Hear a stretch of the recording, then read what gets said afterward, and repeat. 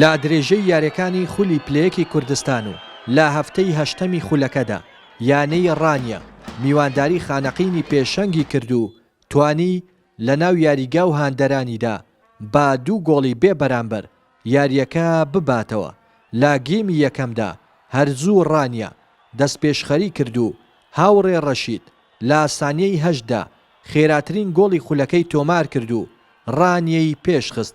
دواتر هەردوو لا بە ئاستی هاوشێوە دەرکەوتن. لا گێمی دووەمدا هەردوو لا هێرشیان دەبردە سەر گۆڵی یەکتر و پێش تەواوبوونی یاریەکە ڕانیە گۆڵێکی تری لە ڕێگای لاز و عەلی تۆمار کرد و با 2 گۆڵ پێشکەوت و یاریەکەی لا بەرژەوەندی خۆی کۆتایی پێهێنا. کەم ساڵە یانی ڕانە لە خولی پلەیەکان یادەکا بە دەوری و هەژاری ئەنجامدا بۆیە پێویستی بە نەفەس درێژی هەیە. من داواکارم لە هاندەرانی یانەی وەرشی ڕانیە و لە تەنانەت لە دەستەی کارجێڕیش سەبر و ئارامێکمان لەسەر بگرن تاوەکو قۆناغی دوم دەست پێ دەکا. هەموو ئاڵوگۆڕانەی کە پێویستن ئێمە ئەنجامیان بدەین دەستمان پێیان کردووە. لە هەمان کاتیشدا ئێمە لە قۆناغی دووەمدا زیاتر لە 5 یاریمان لە ناو یاریگای خۆمان ئەنجام دەدەین کە قورسە بۆ هەموو یانەکانی کوردستان کە ڕوودەکەن یاریگای ئازادەڕەش. ئێمە وەکو یانی وەرشی ڕانیە دوایین یاریمان بوو لەو جەولەیە کە لەناو خاکی خۆماندا ئەنجامی بدەین دەبوو بە هەموو شێوەیەکیدا و ئەو یاریە لە بەرژەوەندی خۆمان کۆتایی پێبێنین. چکە یاری ڕابردوو لە ناو سلێمانی لەگەیانی بابان توش شکست بووین. بە سوپاس بۆ سوپاس بۆ یاریزانەکان سوپاس بۆ هەندێک خۆشەویستانە کە توانیمان هەموو شتێک لە بەرژەوەندی خۆمان کۆتایی پێبێنین.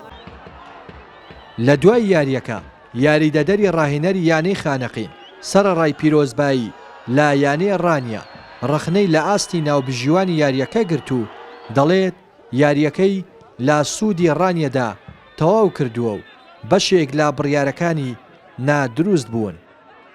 بەڕاستی یەکەم جار پیرۆزبایی لە یانەی ڕانیەکەم ئەتوانم بڵێم ئەمە تۆپی پێ بەڵام بردنەوەی تایە و دۆڕانیشی تایە بەس بەڵام ئەتوانم بڵێم حەکەمەکە بەڕاستی ئەمڕۆ لە دوای دەقەی 26 موفەق نەبوو لە یاریەکە. ڕاستە یاریزانی کرد دەرەوە یانی ڕانیە بەس بەڵام دوای ئەوە هەوڵێکی زۆردا کە یاریەکە لە جانب بۆ ساڵح ڕانیە تەواو بێ کۆتایی بێنێ. ڕانیە ئەم ساڵ لە خولی پلەیەکی کوردستان ئاستێکی باشی تۆمار کردووە. سەرجەم یاریەکانی لە یاریگای ئازادەڕەش تایبەت بەیانەکەی پاڵپشت بە هاندەرانی بردووەتەوە. بەم ئەنجامەی ئەمڕۆژ یانەی ڕانیە توانی کۆی خاڵەکانی بەرز بکاتەوە بۆ 14 خاڵ و هاتە پلەی سێمی کۆمەڵەکەی لا هەفتەی هەشتەمی خولی پلەیەکی کوردستان و یانەی خانەقینیش بەم شکستە لا پلەی یەکەمەوە هاتە پلەی دووەمی کۆمەڵەکەی و خاوەنی 14 خاڵە.